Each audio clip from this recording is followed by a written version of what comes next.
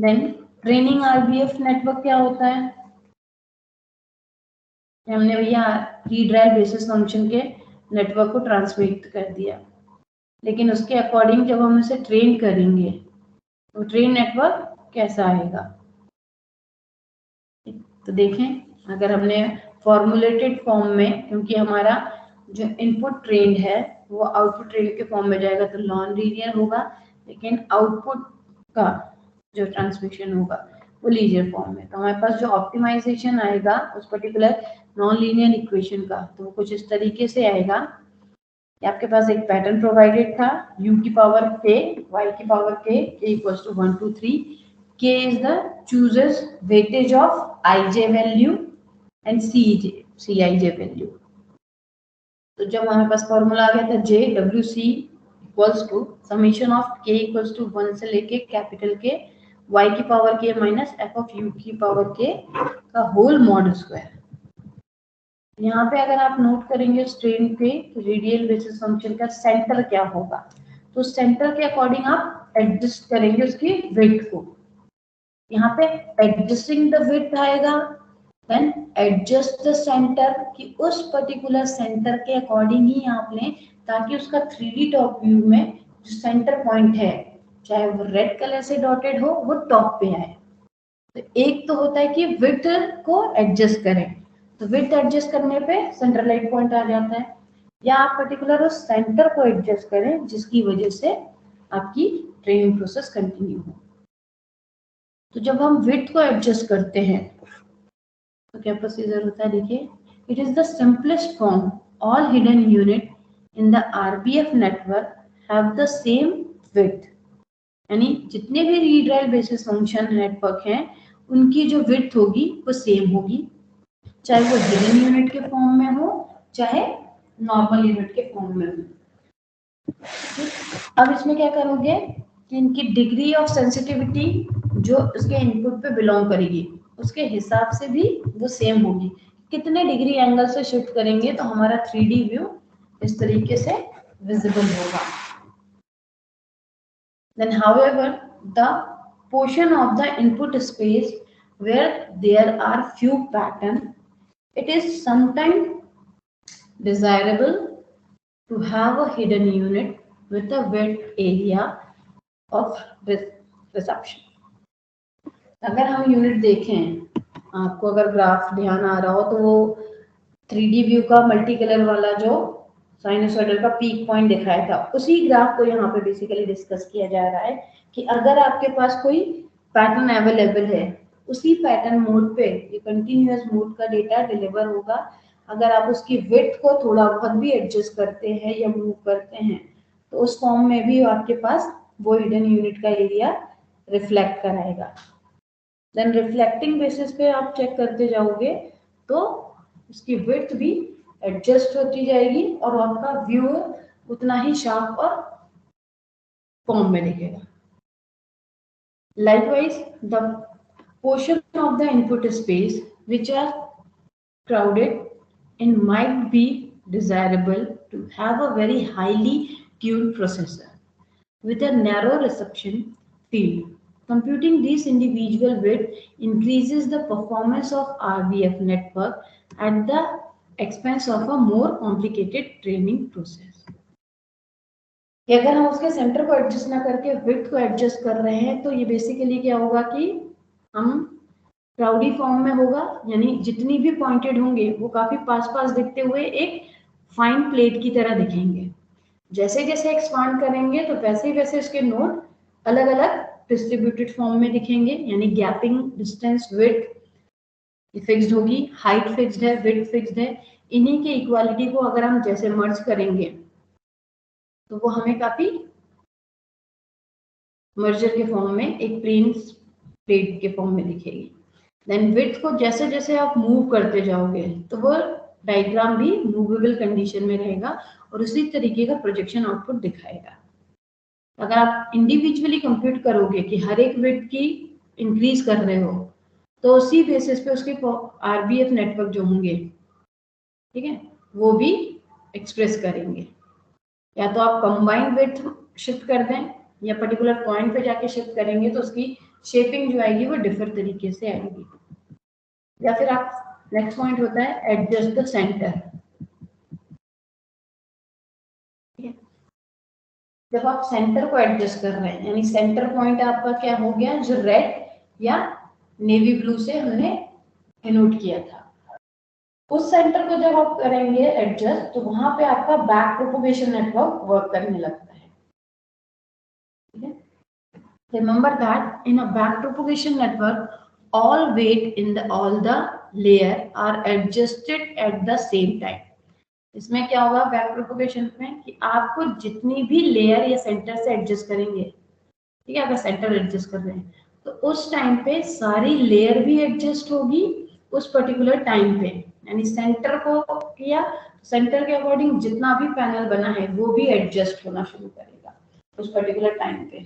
ये हमारा back propagation networking में आता है। In radial basis function network, however, the weight into the hidden layer basis unit are usually set before the second layer of weight is adjusted। जब हम RBF networking में देखें कि अगर हम वेट को एडजस्ट कर रहे हैं उसके सेंटर के अकॉर्डिंग, तो वहां पे पहली यूनिट को सेट करते हैं किया, तो उससे पहले आप सेकेंड लेयर को भी एडजस्ट करना होगा, क्योंकि पहले से ही डिस्टेंस और हाइट विड्थ कनेक्टेड होगी। अगर पहले को 2 मीटर के डिस्टेंस पे रखा है तो सेकेंड वाला 2 + 2 करके 4 मीटर आएगा, थर्ड वाला 2 + 2 + 2 6 मीटर के डिस्टेंस पे आएगा। तो आपकी दूसरे लेयर से पहले फर्स्ट को सेट करें, देन सेकंड सेट होगा, फिर थर्ड सेट होगा। इस तरीके से वेट एडजस्टमेंट होगा।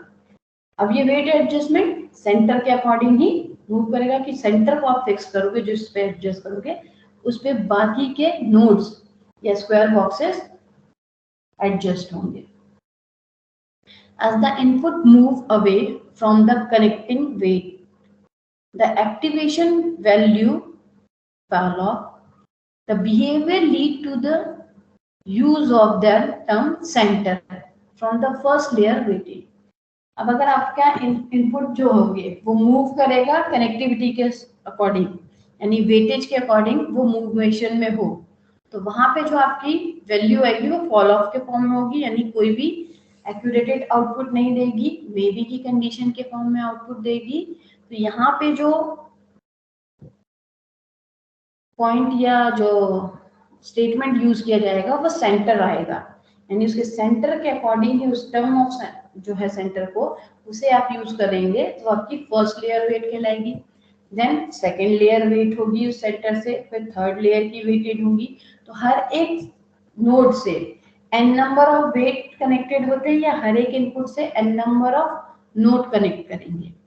यानी इनपुट 1 में अगर चारों नोड है तो चारों से कनेक्टिविटी होगी, यानी सेंटर क्या हो गया, इनपुट 1। अगर हम सेंटर नोड को अज्यूम कर रहे हैं तो इस सेंटर पे n number of input combined होते हैं।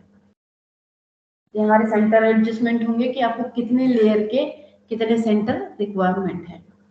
These center weight can be computed using coherence features map, statically method such as k-means clustering।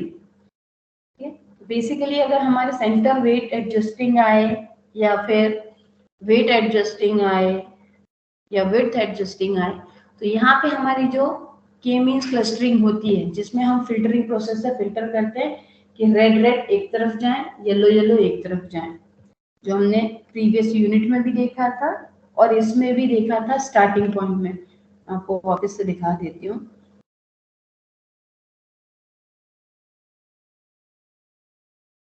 ये जब आपके मिक्स हैं और आप रेडियल बेसिस फंक्शन का यूज करते हैं तो आप उसे सेपरेट करते हैं डिफरेंट कलर कोड और नाम के हिसाब से, कि अगर आपके सारे प्लेयर मिक्स्ड हैं तो आपको सबसे पहले आइडेंटिफाई करना पड़ेगा क्रिकेटर कौन है, फुटबॉलर कौन है, वॉलीबॉलर कौन है या चेस प्लेयर कौन है। तो इस तरीके से आप फिल्टरिंग करेंगे तो उसके सेंटर के फॉर्म में ही एडजस्ट करेंगे, वहां पे हमारा की मींस क्लस्टरिंग यूज होगा और इसी क्लस्टरिंग का यूज करते हुए हम आगे कंटिन्यू आरबीएफ नेटवर्क को डिजाइन करते जाएंगे।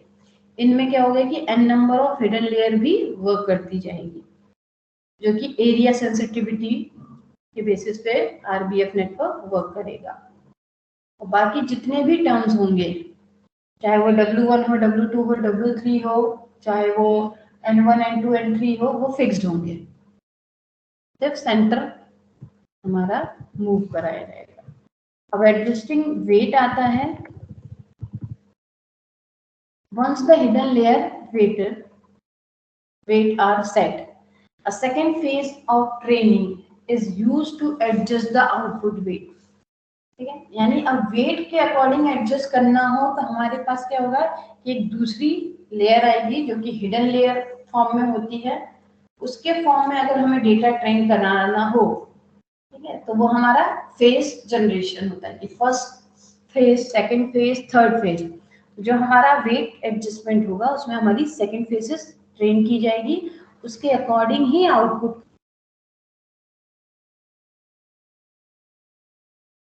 टास्क कर रहे हैं। उस मल्टीपल टास्क में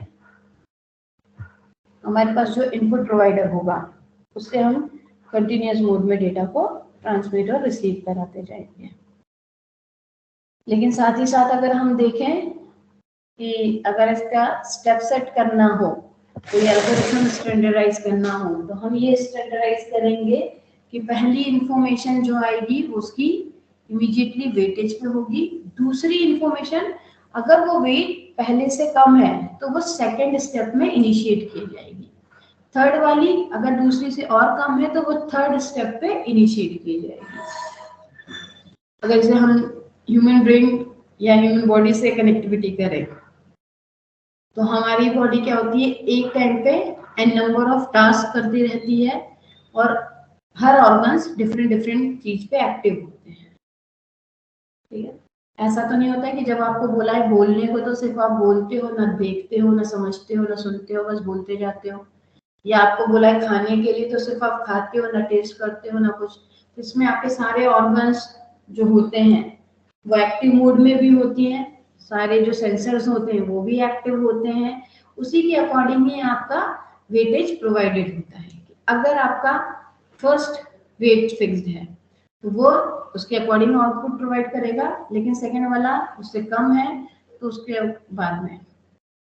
इस तरीके से आपकी जो स्टेप सेट एल्गोरिथम होती है उस पर ये वर्क करता है।